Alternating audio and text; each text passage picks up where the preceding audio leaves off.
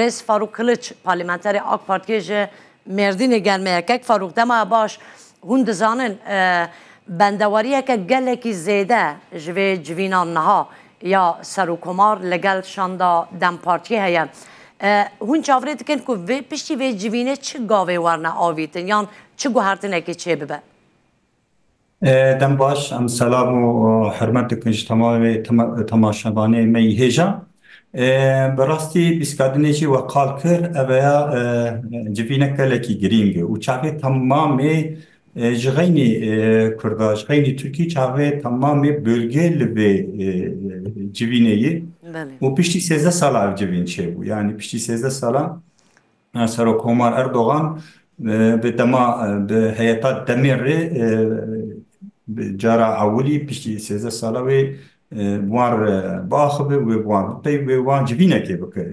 tabi çağdaki şadeyi tabi em hevine em güç bir hevine tamamı liver hem Kürdiye bir hem Türkiye bir em güç hevine gibi nakli ev çareseri yak çebi ve bu ve psikolojik ve psikolojik jnav Türkiye rabe جبر بهاي جبنا يرو أم قالكي بقيمة دبينا أم قالكي باشه که فاروق يعني وكا هنج دبيجن مثلا بشي 13 سالان جوين بيكتي لقال سروكمار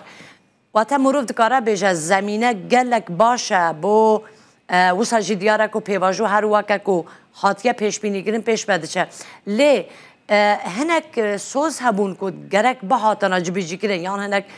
بيجن مثلا يكا بري بحث عافية كجشتي ده هاتا جرن يعني ناجي عافية كسنور داره وهرتنا ياسايا تروريه كل تركي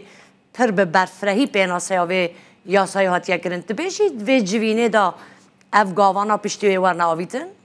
براستین افغانیک آنها پسیکاتنه او پسیکولوژی و بودن کش هاتن belki پیواندن ایرو و رسمه کی بدن و بده ترکیه و رسمه کی بده دنیا اف جوینا دریاوی گلک خبات چه چونو هاتن چه لسر ویا هاتی پیواندن ابا نه مرسلا ایروی مرسلا سری ساله که دوام دکه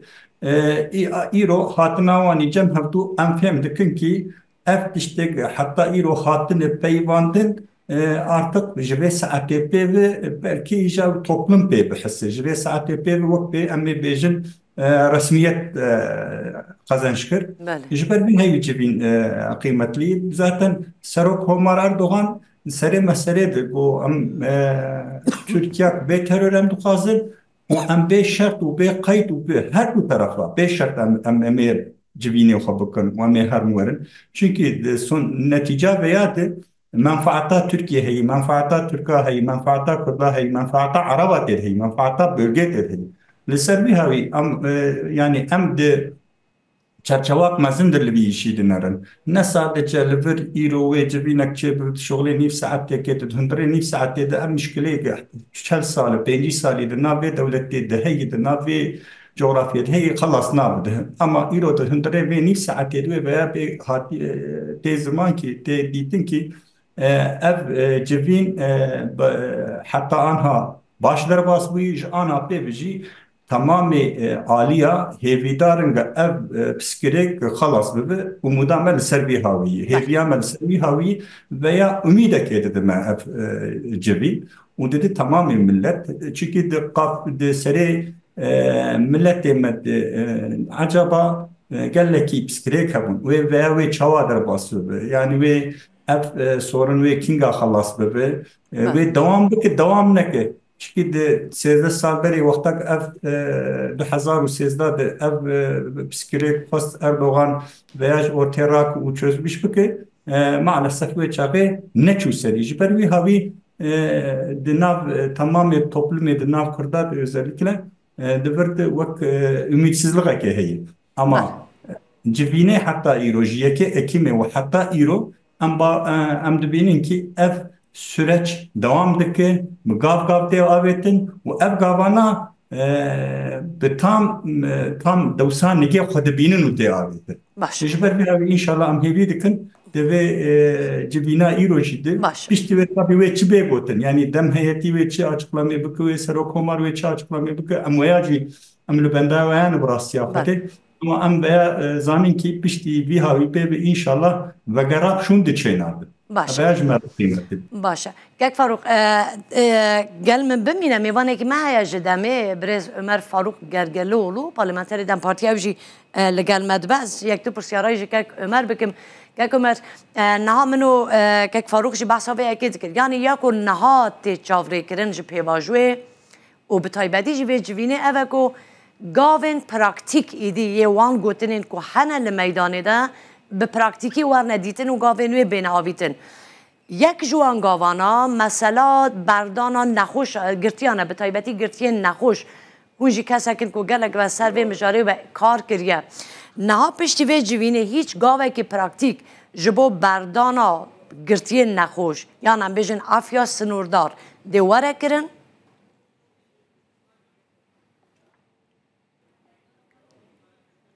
Herkese merhaba. سڵاو لە هەمووان زۆر سوپاسان دەکەم بەڕێزم ئەو پرۆسەی دەوڵەت باخچەلی دەستی پێکرد ئێستا گەیشتووەتە قۆناغێکی باش و گرنگ باخچەلی سەرەتا ئەمەی لە ئەستۆ گرت ئێستاش بەناوی ئەوەوە یادی دەکرێتەوە ئەردۆغان زیاتر لە لایەکەوە وەستا بوو سارتر دەردەکەوت بەڵام ئێستا هاتووەتە قۆناغێکی گرنگ ئەردۆغان لە ساڵانێکی زووەوە کە قبولی نەکرد دیداریان لەگەڵ بکە کە ئەویش دەم پارتی بوو دەبینین کە ئێستا لە کۆشتی کۆماری پێشوازیان لێ دەکات ئەمە پێشهاتێکی زۆر گرنگە سەرباری هەموو ئەو جیاکاریە ئێمە بەردەوام باسمان لە دیموکراسیەت و گرنگی دیموکراسی کرد بەڵێ ئێمە بەردەوام گوتمان ڕژانی فرمێسک و خوێن هەروەها چەک کێشەکان چارەسەر ناکەن بە پێچەوانەوە دەبێ بە یەکەوە لە نێو دیالۆگدا بێت بین بۆ ئەوەی ئاشتی سەقامگیر ببێت جا لەم خاڵەدا سەرۆکۆمار ئەردۆغان وەکو بڵێ ڕەتکردنەوەیەکی هەبوو ئەو دەیگوت من لە ڕێی چەک و تانک و تۆپەوە کێشەکان چارەسەر دەکەم بەڵام ئەوەی ئێستا هاتوینێتە ئەو قۆناغە دەبینین ئەمەی قبول کردووە و ئەمڕۆ دیدار دەکرێت بەڵێ ئێستا ئەم دیدارە گرنگە چونکە باز لەوە دەکرێت کە بە پەکەکە دەگوترێت چەک دابنێت بەڵێ ئێستا پەکەکە دەڵێ ئێمە کۆنگرە دەکەین و چەک دادنین بەڵام بۆ ئەو کۆنگرەیەش قسەیان هەیە چونکە ئەوەیە کە ساڵانێکە بەردەوامە ئەو ڕێکخراوە بە شێوەیەک پێویستیان بەوەیە کە مەرجی خۆیان هەیە و چۆن کۆنگرەکە بەڕێوە دەبن باخچەلیش بە هەمان شێوە باسی لەوە کرد کە گرنگی بەو بابەتە دەدرێت و ئەویش بە ئەرێنیەوە سەیری بەستنی کۆنگرەیەکی وەها دەکات ئەگەرچی لە هەندێک شتدا ناڕوونی هەبوو بەڵام ئەو قۆناغی ئێستا هاتووینەتە سەری دەبینین بەڵێ ببۆرە هون وەکە ئەندامên دەمپارتiyê şanda demê berî ku biçe ceserokkomar hiç agahiyekî we heye yan ve here axivî ku dê çi daxwazekê ji serokkomar bike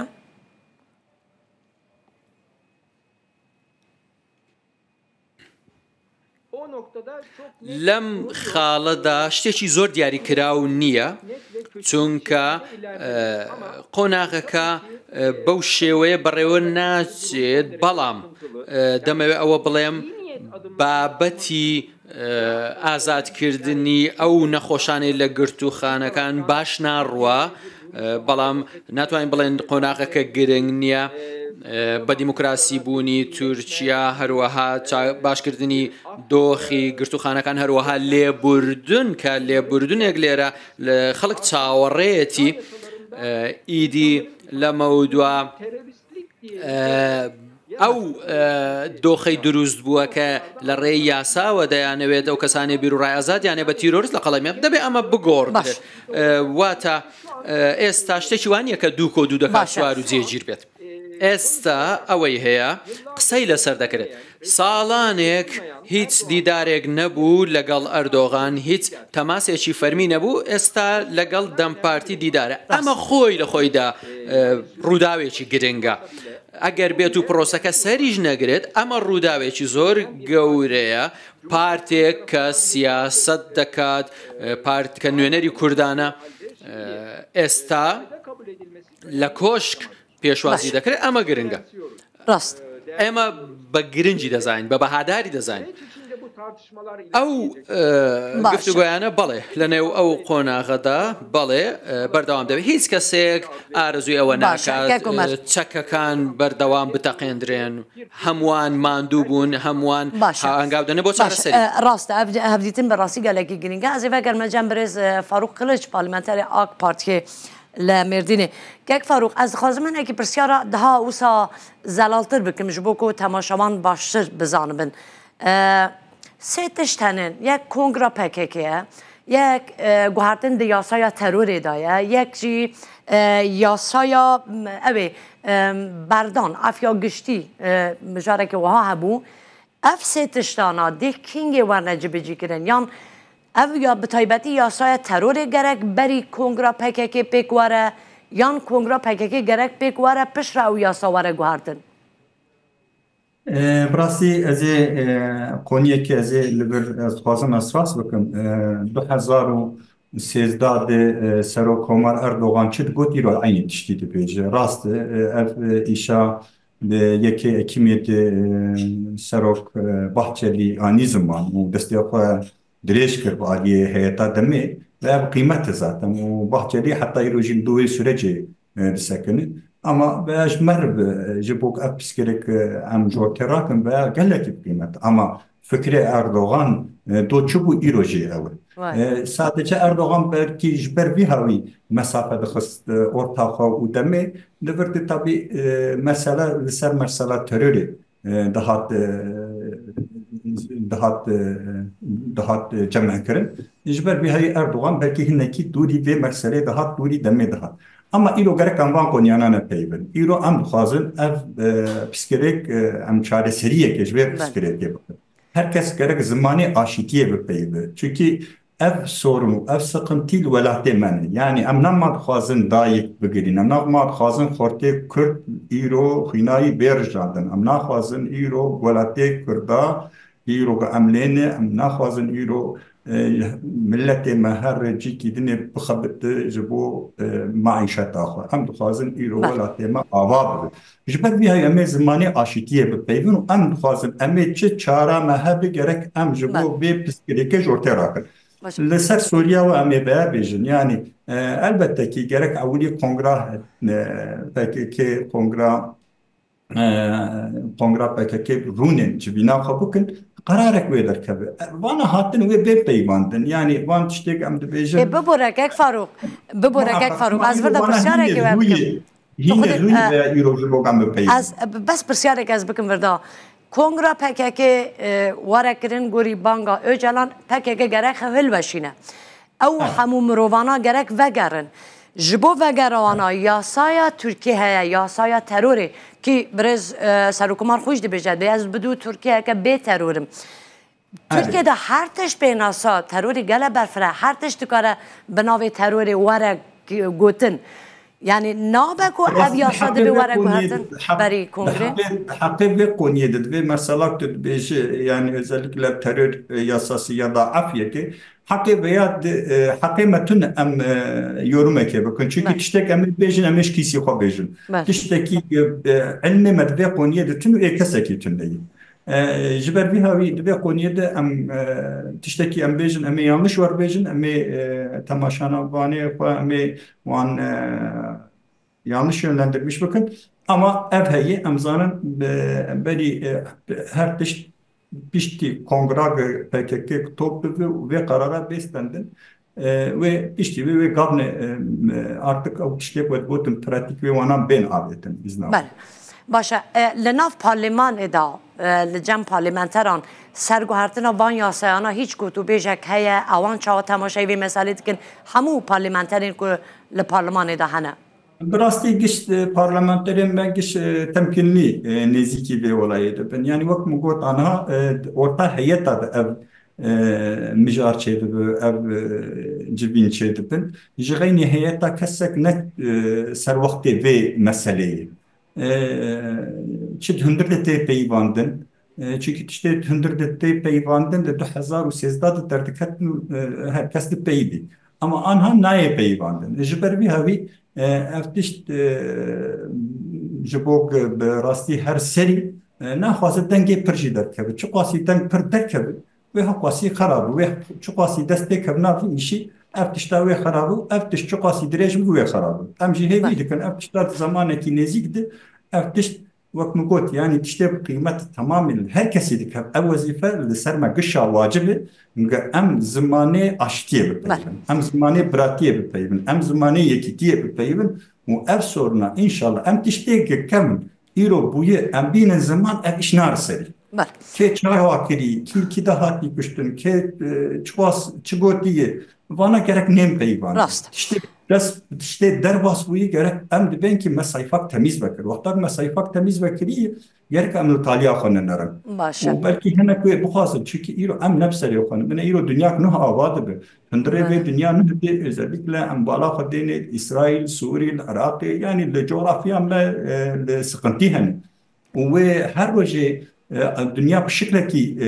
leydi bir sebep ve leydi bir ev var. سبامه وإبارة ما نوى كبري جبر بيك أبها باشا كيك فاروق وقت فرصتك تاريخية أم في فرصتي أمي تايرلاندر مش بكن أمي قشة بدستيقة بابين في أكسيكي وي هبل وأكسيكي وي هبل باشا أكيكي ماسي هبل أما ميل سروان كي ماسيانا أجرك أم نسكن أودي أم بيا ومرسلا سلاحي أم جورتيرا كن أموان جبيني وخبكن أم سلاحي دينن أم براتيا فتس بكن بيشتوي قابتن وي بيابتن son tiştekeze jor bejim. Hatta Euro 23 sale hükümeta AK Parti'de Serokomar Erdoğan jibok em mesela çareseri jeh bekirin gelek gavavetin yekşvan Euro zamanı xwed peybin u gelek hürriye azadiye hürriyet hatin avetin ve em giş dibinin inşallah ve bana devam yani beraber mutmain شخوی وای که فاروق ناهون کرده کن دناو آک پارتی را به کردی داخفن و که عمرجی ترکیه که دناو دم پارتی را ترکی داخفه گرمن اسکارم تشتکی son bejim yani em bi naqliye bi hawi ümidin tavan ve havale me ümidin yani parlamento de parlamentere me demeji ümidin em havdur de peybin me AK Parti'ji me MHP'ji ümidek duveçe insana te xwanet kir yani beşera insaniyet ve şekilde ve demede baş devamındaki inşallah bir şekilde deven ümidin. Em çok asi samimi bin, em çok asi faras bıkın, em be işi inşallah netice veji. Bel, kek Faruk baş. Em bişne gel kek Ömer Faruk Gergeloğlu parlamenter demi. Kak Ömer, nahal axaftenin kek Faruk da wisa diyare. Hev peymaniya Cumhur o AK Parti jitev. یکم گاو دخوازن کو پکه که کنگره ساز بکه پشت را گاو دنی وره آویتن دم چه داخوازه که وی هیا دم داخوازه پیشه گوهرتن وان یا سایانه کو ریگرد بینه یان دم جی همان داخوازه هیا یان جی ناکوکی نابراوده هیا سبارت دست پیکه کی جان گاو وره آویتن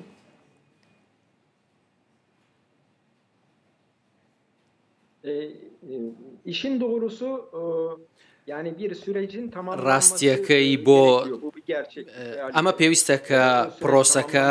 بگاتە کۆتایی تا نەگاتە کۆتایی هەنگاوێکی وەها زۆر مانای نابێت پێویستە ئێمە بڵێن کێشەیەکی پرسێکی گەورەی کورد هەیە لە تورکیا ئەمە بۆتە حاڵەتێکی وەها کە ناکرێت لە نێوی دەربچن ملیۆنان کورد هەیە تورک عەلەوی سونی هەمووی بە شێوەیەکی هاوبەش داوای ئاشتی دەکەن تێگەیشتنی دەوڵەتی ئەمنی پێویستە ئێمە بیر لەوە بکەینەوە کە چۆن دەتوانێت خزمەت بە مرۆڤەکان بکاتەوە لێرە لە بابەتی بەرەنگار بوونەوەی تیرۆر دەبێت ئەو یاسایانە بگۆڕدرێن کە هەمووان بە تیرۆرس لە قەڵم دەدەن ئێستا لە تورکیادا یاساکان زۆر زێدەڕەویان تێدا دەکرێت. ئەوانەی داوای مافی کورد دەکەن زۆربەیان بە تیرۆریست لە قەڵەم دەدرێت. تورکیا بەم شێوەیە بەڕێوە ناچێت. ئۆجەلان هەروەکو گوتی ئێمە شتێکی زۆر جیاوازمان ناوێت. لە کاتێکدا کە ئێمە یەکسانیمان لە هاوڵاتی بوون و مافەکان دەوێت پێویستە دەستور بگۆڕدرێت. تورکیا دەبێت لە دەوڵەتێکی ئەمنیەوە بگۆڕدرێت بۆ دەوڵەتێکی مەدەنی، دەوڵەتێکی وەها کە هەروەکو ئێمە دەمانەوێت بناغەکەی ئاشتەوایی بێت. ئێمە جیاکاریمان لە نێوان کورد و تورک نەویستوە هیچ کاتێک. تەنیا ئەوە بەز نییە کە پەکەکە چەکدا بنێت، دەبێت گۆڕانکاری لە یاسا بکرێت. بە چ شێوەیەک؟ بە شێوەیە کە لە بەرژەوەندی هەمووان بێت. ئەمڕۆ بڕۆنە دیاربەکر، شرناخ، جزرە دەبینیت دەوڵەتێکی پۆلیسی هەیە. شێوازی کوالیتی ژیانی خەڵک لەوێ زۆر دابەزیوە. دەبینی کە دۆسیەی بکەرنادیاری ساڵانێک لەوێ کەڵەکە بووە، خەڵک گیانی لەدەستداوە، منداڵ کوژراوە. ئیدی کۆمەلگە ئەمەی بۆ هەرز ناکرێت و ئەمەی پێ هەڵ ناگیرێت. نابێت وەها بەردەوام بێت. بۆیە دەبێت دەستورێک کە پابەند بێت بە مافی مرۆڤ، زەمینەیەک ساز بکرێت. بەڵێ زۆر پەلەمان نییە. ئێمە ئامادەین وەکو پارت، وەکو ئەوەی کە زیاتر لە 400,000 کەس لە نێو گرتوخانەکان لە دۆخێکی زۆر ناخۆش دان ئیدی دەبینین کە زێدەڕۆیەکی زۆر هەیە لە بابەتی گرتوخانەکان لە تورکیادا. ئەو ژمارە زۆرە کە لە ژوورەوەن. تورکیا لە سەروی هەمووانەوە پرسی کورد دەبینین چەندین کێشەی دیکە هەیە. بەو شێوەیە دوورکەوتۆتەوە لە مافی مرۆڤ. واتە بەداخەوە چارەسەر نەکردنی کێشەی کورد ئەمە بازێکی گەورەیە بۆ مەسەلا زیندانیان. هون بۆ خۆی یەکشوان کەسانەک و گەلێکی وە لێکۆلین کردنە سەر زیندانان بە تایبەتی ئەو زیندانیە نەخۆش. ئەگەر هاتو یاسا بێژن ئەفیا سنووردار وەرە جبجیکردن دە چارچوبەی پێواژوێدا چ قاس زیندانیên me nexweş hene ku divê bêne berdan.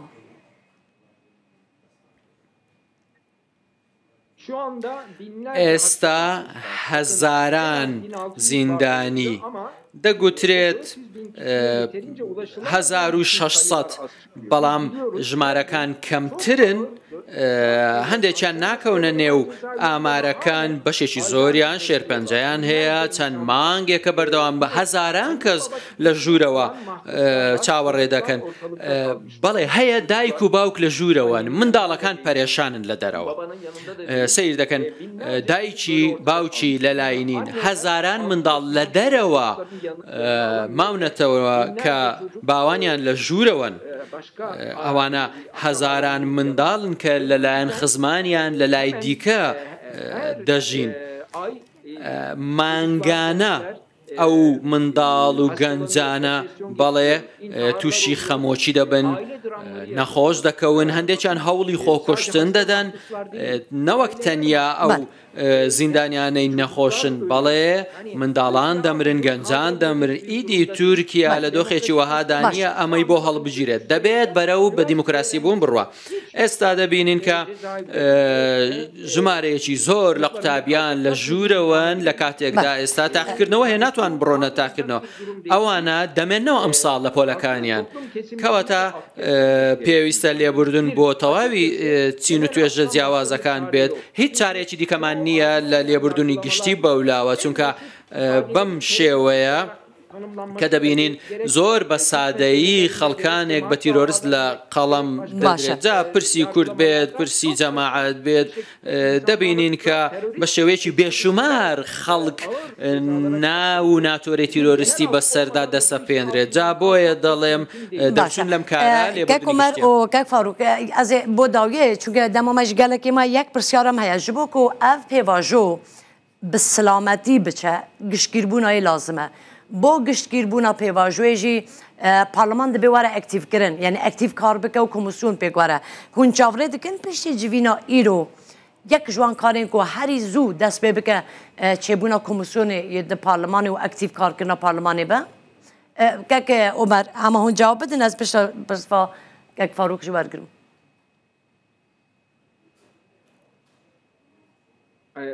bana mı soruyorsun? پرسیارەکە بۆ ئێمەیە؟ بەڵێ بۆ هەردووانەژی بەس دەست بکەون کەرم کرد.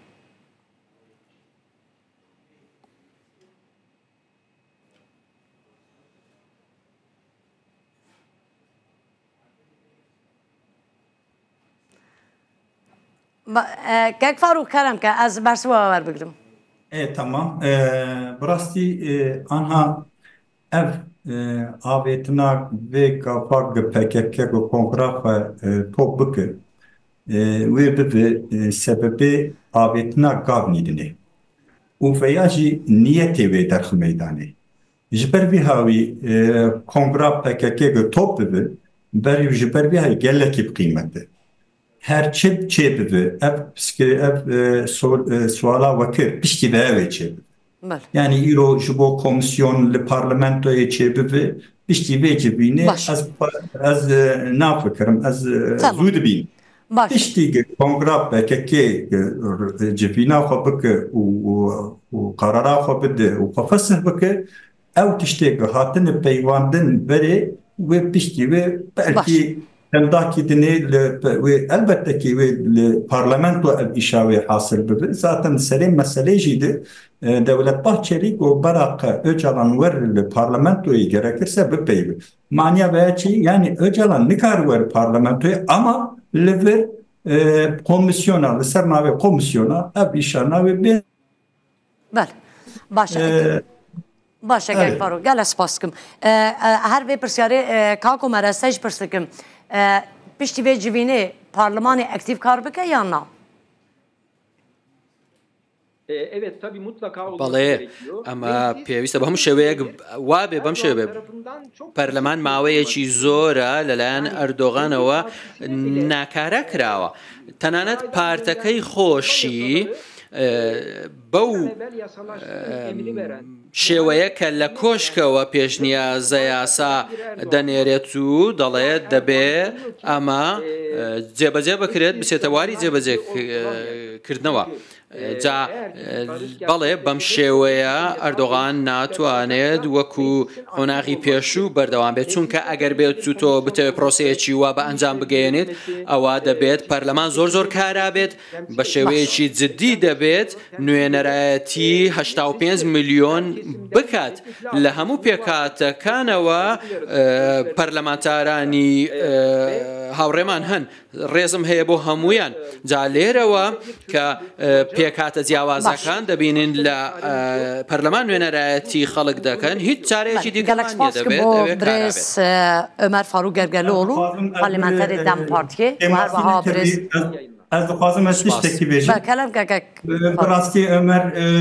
Ömer Gergerlioğlu li ser Serokkomar Erdoğan gelek tişkotin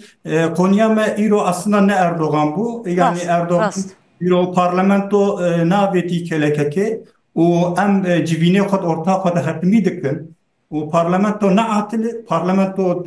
wezîfê xwe dike û her kes li gor xwe yasaketîne qanûneketîne İktidar jî gor xwe mücadelakê dike muhalefet jî gor xwe mücadelakê dike îro konuya me sahat ser Erdoğan mesele îro gerek em aşîtiyê bipeyî wek bîskadinê me got sürekli piskirek gotin Ömer Gergerlioğlu ve ez qebûl nakim em gerek bi zimanê xwe rast bikin heta em zimanê xwe rast nakin em piskirek rast nabin. Gelek spas kim gek Faruk spas bo birêz Faruk Kiliç parlamenterê AK Partiyê ji Mêrdînê herwiha birêz Ömer Faruk Gergerlioğlu parlamenterê demê ku li gel me spas dikim